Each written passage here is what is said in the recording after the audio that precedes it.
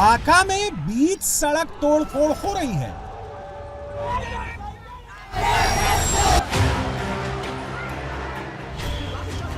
बांग्लादेश में दनादन लाठी डंडे चल रहे हैं।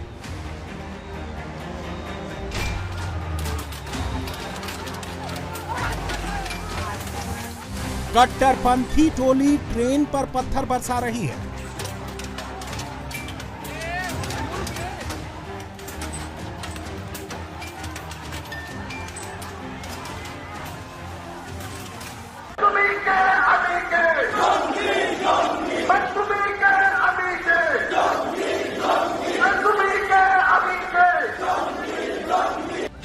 जिहादी सरेआम ऐलाने जंग कर रहे हैं।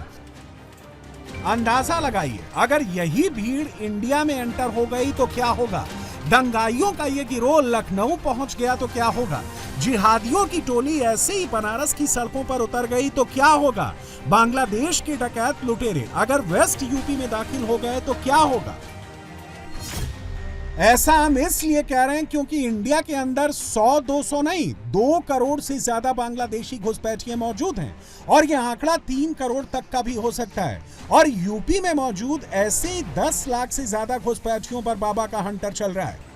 ये घुसपैठिए ऐसा दंगा यूपी में ना कर सकें, इसलिए ही योगी ने यूपी में ऑपरेशन टॉर्च लॉन्च किया है। ऐसे नारे लखनऊ में ना लगें, बनारस में इस तरह पत्थर ना चले, इसलिए ही योगी ने घुसपैठियों के विरुद्ध सबसे बड़ा युद्ध छेड़ दिया है।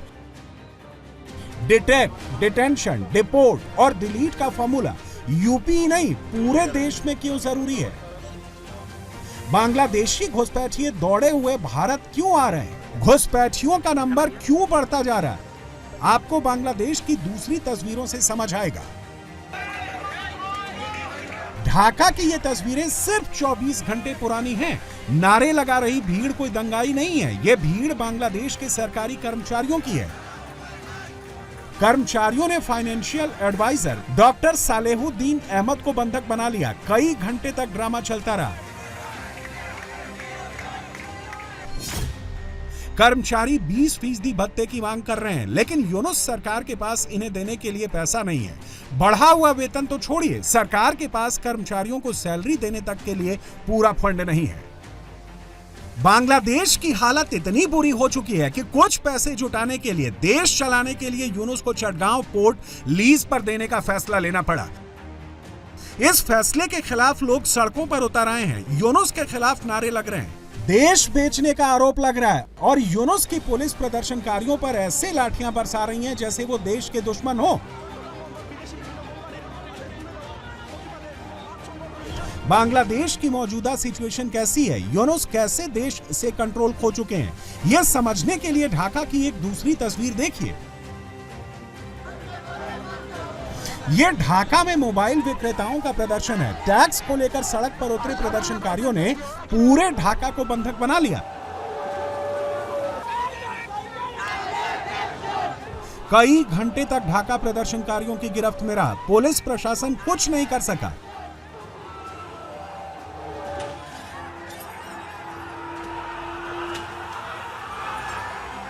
जब इन लोगों की सुनवाई नहीं हुई तो इन्होंने सड़क पर ही दंगा शुरू कर दिया। बसें तोड़ डाली, गाड़ियों पर डंडे बरसाए। बांग्लादेश में इस वक्त कोई सेफ नहीं है। हिंदुओं के लिए जान और इज्जत बचाना मुश्किल हो रहा है और मुसलमानों के लिए 2 वक्त की रोटी का इंतजाम करना टेढ़ी खीर बन चुका है। ऊपर से जुल्म बढ़ता जा रहा है, खुद देख लीजिए।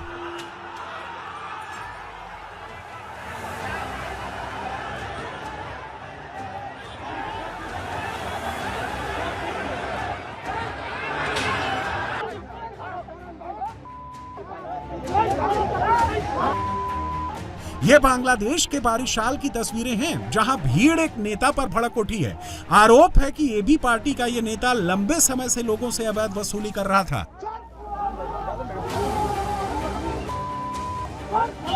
और आखिरकार लोगों को इसे खदेड़ना पड़ा।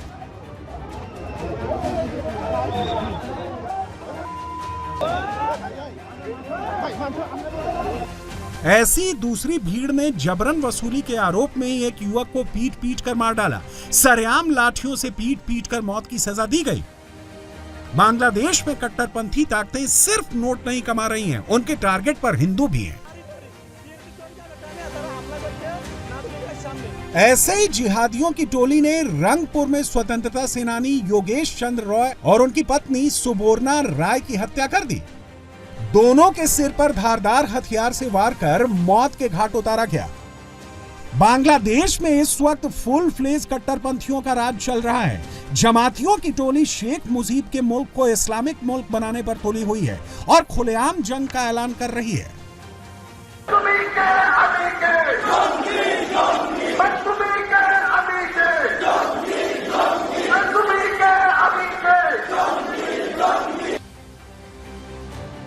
कट्टरपंथियों का मकसद बांग्लादेश में शरिया लागू करना है।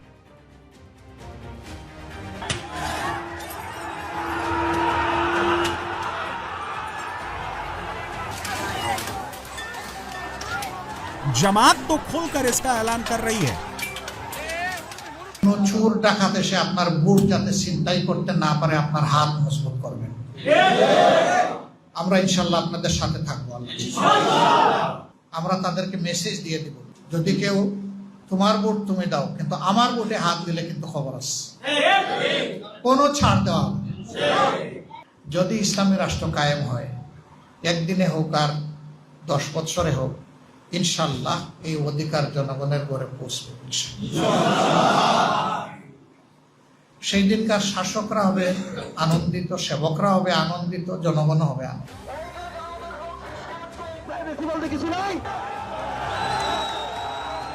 बांग्लादेश में एक और हिंसा हो रही है, आग लग रही है, बम गोली चल रही है।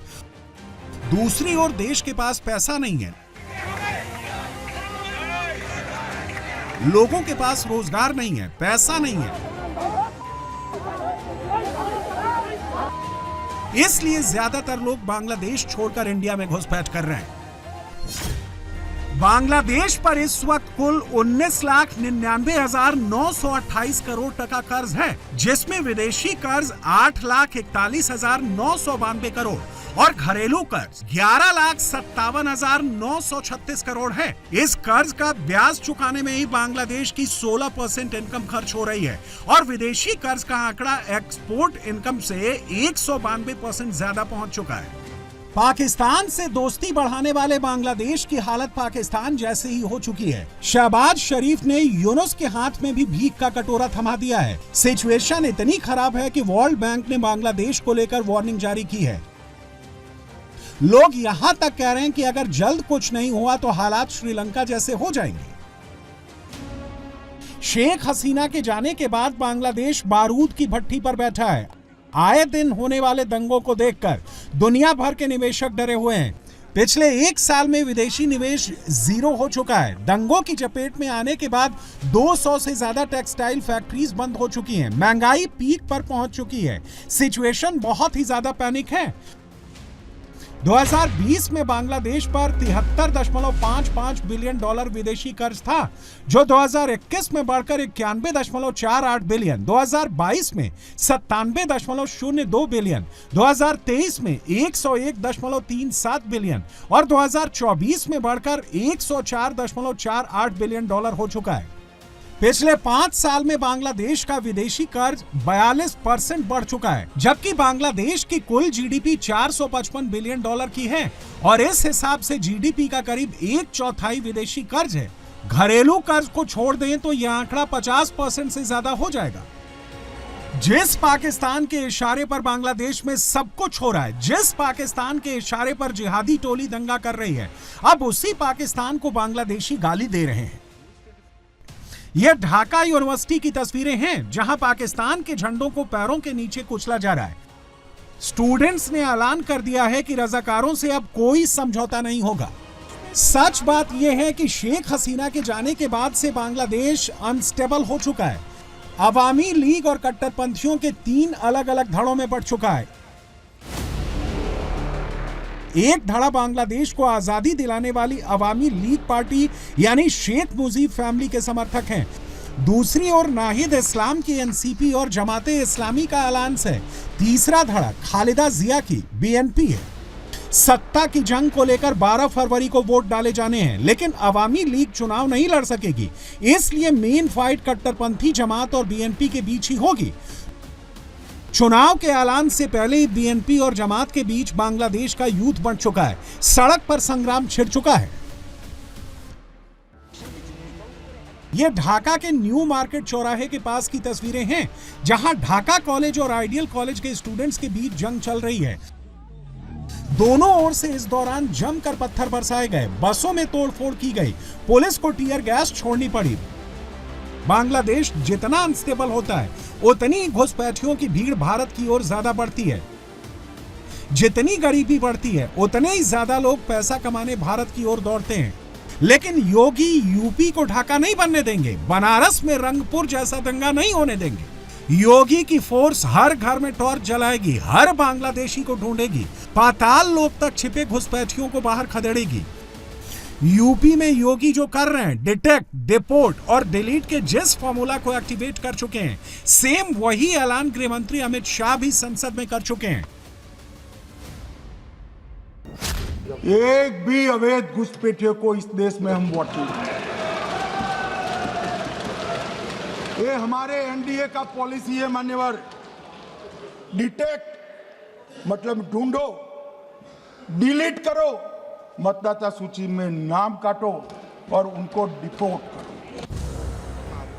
ब्लूप्रिंट बिल्कुल क्लियर है। यूपी में योगी घुसपैठियों पर हंटर चलाएंगे। अमित शाह पश्चिम बंगाल के रास्ते उन्हें बॉर्डर पार भेजेंगे और इसकी दहशत बंगाल से लेकर बांग्लादेश तक फैल चुकी है।